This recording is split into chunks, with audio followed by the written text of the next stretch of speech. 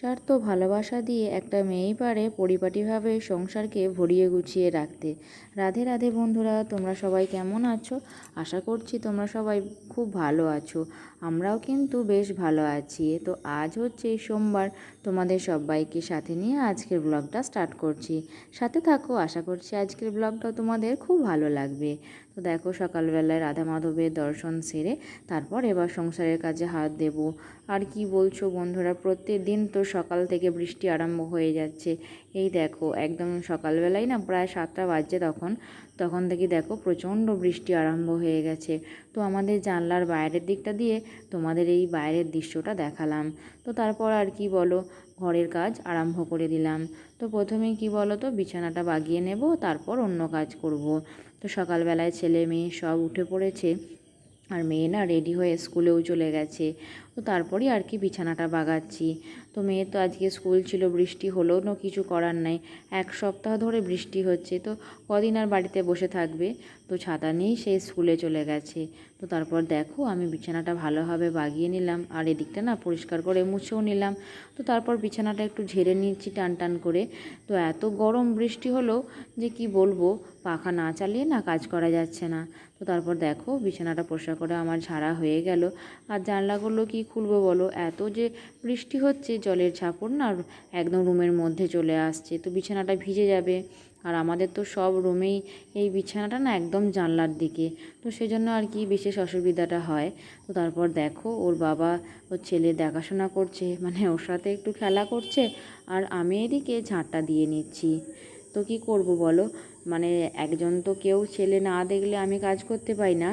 আর ওর বাবা বলল যে দোকানের জন্য রেডি হয়েছিল, যে আমি একবার ছেলেকে দেখছি, তুমি তাহলে রুমগুলো সব ঝাঁট দিয়ে নাও। তো আমার একটু সুবিধা হলো। আর ছেলে যে এখন উঠলো, এখন ঘুমাতে দেরি আছে, তো প্রায় 8টা সাড়ে 8টার দিকে ও ঘুমাবে। তো সেই জন্য দেখো, আমি সব ঘরগুলো ঝাড় দিয়ে মুছেও নিলাম। তো তারপরে এই রুমের বাড়ির যে সামনের দিকটা না, সেখানটা পরিষ্কার করে ধুয়েও দিলাম। তো দেখো, বৃষ্টি হয়েছে আর আমাদের উঠোনের সামনেটা একদম শ্যাওলা পড়ে গেছে। তো এরপর তো স্লিপ খেয়ে পড়ে যাওয়ার খুব ভয়। তো বৃষ্টি তো এক নাগাড়ই হচ্ছে, না হলে হয়তো ব্লিচিং ছড়িয়ে পরিষ্কার করে দেওয়া হতো। তো এদিকে দেখো, আমি তুলসী মন্দিরটা পরিষ্কার করে ধুয়ে নিচ্ছি। তারপর ফুলগুলো, যত বাসি ফুলগুলো চারিদিকে ছিল, তো সেগুলো সব না কুড়িয়ে নিচ্ছি।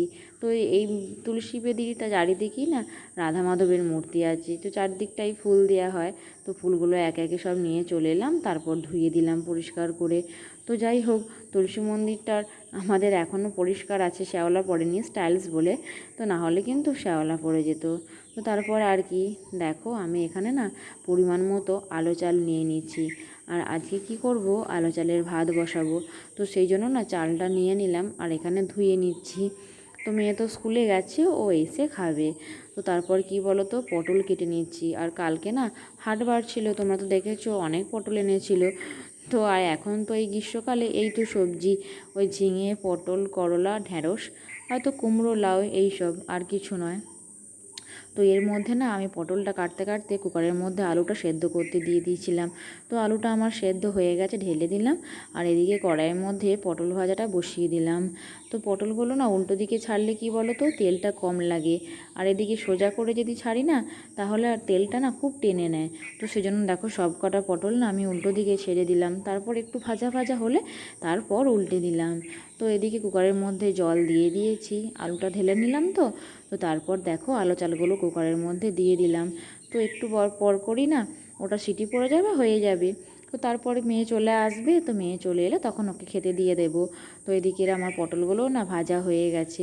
তো পটল ভাজলে দেখবে তেলটা একটু কালো টাইপের হয়ে যায়, কিন্তু দেখো উল্টো দিকে ছাড়লে খুব একটা কালো হয় না। তো যাই হোক, দেখো পটলগুলো আমার সব লাল লাল করে ভেজে নিয়েছি, তারপর তুলে নিলাম। তো তারপর দেখো, এসব করে নিয়ে না আজকে কি বলো তো, একটু সকাল সকাল ভাবলাম স্নান করব, কিন্তু তারপর ভাবলাম যে হাট মানে বাজারে তো মুড়ি খাবার এখনও পাঠানো হয়নি, জলখাবারে। তো সেই জন্য না ওদেরকে আলু চালের ভাত তো আর পাঠাবো না, এই আলু ভাতেটাই কাঁচা লঙ্কা দিয়ে আর সর্ষের তেল দিয়ে মেখে ওদের বাজারে দিয়ে দেব। তো সেই জন্য কাঁচা লঙ্কা কেটে নিলাম, আর সর্ষের তেল নুন সব দিয়ে এভাবে আলুটা ভালো করে মেখে না এরকম করে গোল গোল করে পাকিয়ে নিচ্ছি, তাহলে দিতে সুবিধা হবে। তো যতটা প্রয়োজন আর কি, তো ততটাই আর কি করে নিলাম। তো এখন না কিছু পরিমাণ আলু সেদ্ধ আছে, তো সেগুলো রেখে দিয়েছি। তো যদি প্রয়োজন হয় তখন ওগুলো আর মাখিয়ে নেব।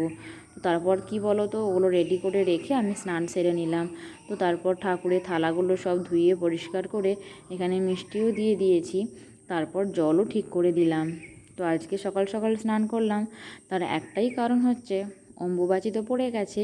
তো সেই জন্য না আমাদের রাধা মাধবকে আর শিবঘর, এখানে আমাদের বাড়ির কাছে শিবঘর আছে, তো সেখানে না এই দুধ আম দেয়া হবে। তো সেই জন্য দেখো আমি 4টে পাত্রে দুধ নিয়ে নিয়েছি, কাঁচা দুধ। আর এই যে পাকা আমটা কেটে পিস পিস করে দুধের মধ্যে দিয়ে দিলাম। তো আমাদের বাড়িতে আমি এসে থেকেই দেখছি যে প্রত্যেক বছরই যে ঠাকুরকে মানে সব ঠাকুরকেই আর কি এই অম্বুবাচীর সময় একদিন 3 দিন থাকে, তো 3 দিন 4 দিন যেদিন যেমন পরে ওঠে এরকম তো ব্যাপার আছে। তো এই দুধ আমটা দেওয়া হয়। তো তারপর দেখো সব পাত্রের মধ্যে আমি দুধ আম দিয়ে দিলাম। তারপর এই যে লকুনদানাগুলো না ওর মধ্যে দিয়ে দিলাম, মানে কিছু মিষ্টি দিতে হয় তো, তো দিয়ে দিলাম। তারপর 2টো পাত্রে না ওই বড় মা শিব ঘরে দিতে গেল, আর একটা আমাদের যে রাধা মাধবের বেদি আছে সেখানে দেওয়া হবে, আর বাড়িতে একটা গোপাল সোনাকে দেওয়া হচ্ছে, আর একটা অন্যান্য দেবতার জন্য নিবেদন করা হয়েছে আর কি। তো সেগুলো সব ঠিক করে দিয়ে দিলাম আর তুলসী পাতা দিয়ে রেডি করে দিলাম। তো তারপর কি বলো তো, বাকি ফলগুলো কেটে নেব, আর বাকি ফলগুলো এখানে থালার মধ্যে সাজিয়েও নেব। তো দেখো আমি একটা আঙুরের থোকাও নিয়ে নিয়েছি। আর কি বলো তো, এখনকার এই আঙুরগুলো না মানে একটু বীজ বীজ টাইপের আর খুব বড় বড়। তো থোকা থেকে না আঙুরগুলো সব ছাড়িয়ে পরিষ্কার করে ধুয়ে থালার মধ্যে দিয়ে দিলাম, আর কলা আর শসাও দিয়ে দিলাম। তার সঙ্গে না মৌসুমি লেবুও কেটেছিলাম, তো সেটা আর তোমাদের দেখানো হলো না। তো দেখো এদিকে কিন্তু আমার সব ফলগুলো কেটে এখানে রেডি করে দেয়া হয়ে গেছে। আর কি বলো তো, এখন না বেশ বেলাই হয়ে গেছে, আর ছেলে এখনও ঘুমাচ্ছে, ওঠেনি। তো একটু পরেই হয়তো উঠে পড়বে। তো সেই জন্য আর কি তাড়াতাড়ি করে পুজোটা সেরে নিচ্ছি।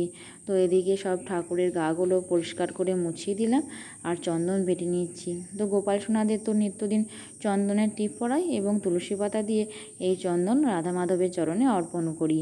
তো তারপর দেখো গোপাল সোনাদের চন্দনের টিপ পরিয়ে দিলাম, আর তুলসী পাতায় চন্দন লাগিয়ে গৌরনিতাই মানে গৌরাঙ্গ মহাপ্রভু আর আমার রাধা মাধবের চরণে নিবেদন করে দিলাম।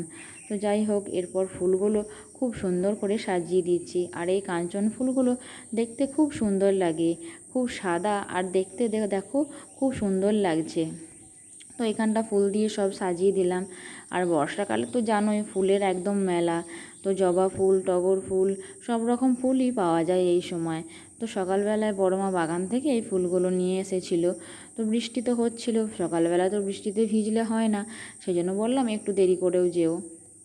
তো এদিকে দেখো আমি ফুলগুলো সাজিয়ে দিয়ে এখানে শিব ঠাকুরকে স্নান করিয়ে দিচ্ছি। আজ তো সোমবার, তো সেই জন্যই আর কি শিব ঠাকুরকে স্নান করিয়ে দিচ্ছি। আর বড় মা এদিকে বললাম না শিব ঘরে আম দুধ দিতে গিয়েছিল, তো সেখান থেকে ওখানে বেলগাছ আছে, আমাকে বেলপাতা তুলে এনে দিল।